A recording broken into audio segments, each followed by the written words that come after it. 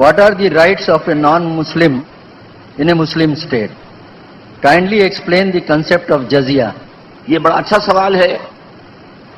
میں مسلم اسٹیٹ کا تو نہیں کہتا، اس لیے کہ وہ تو آج کل اس سے سیکولر نظاموں پر چل رہے ہیں، ایکول سٹیزن شمار ہوتے ہیں.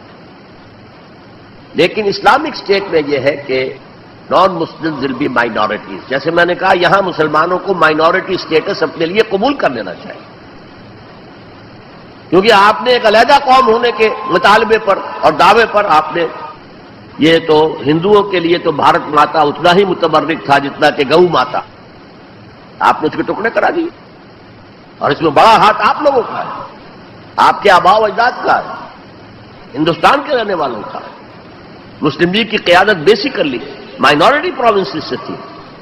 بہرحال ایک اسلامی ریاست میں غیر مسلم اگرچہ ایکول سٹیزن نہیں ہوگا، پروٹیکٹڈ مائنورٹی ہوگا.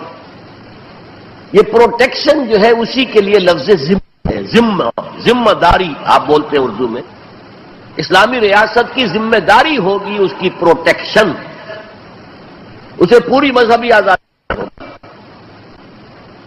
اس کی عبادت گاہوں کی حفاظت مسجدوں سے زیادہ کی جائے گی. یہ سورہ حج کی ایک آیت ہے، لَهُدِّمَتْ صَوَامِعُ وَبِيَعٌ وَصَلَوَاتٌ وَمَسَاجِدُ يُذْكَرُ فِيهَا اسْمُ اللَّهِ كَثِيرًا.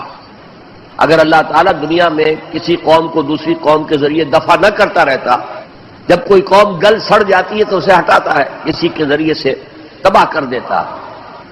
اگر ایسا نہ ہوتا تو یہ سارے گرجے، راہب گھر اور یہودیوں کی یہ ساری سولوتا، سینیگوگس اور مسجدیں سب ختم ہو جاتی، برباد ہو جاتی، تباہی ہو جاتی. تو مسجدوں کا ذکر بعد میں آ رہا ہے، چرچز کا، راہب خانوں کا، خانقاہوں کا اور جیوش سینیگوگس کا پہلے ہو رہا ہے.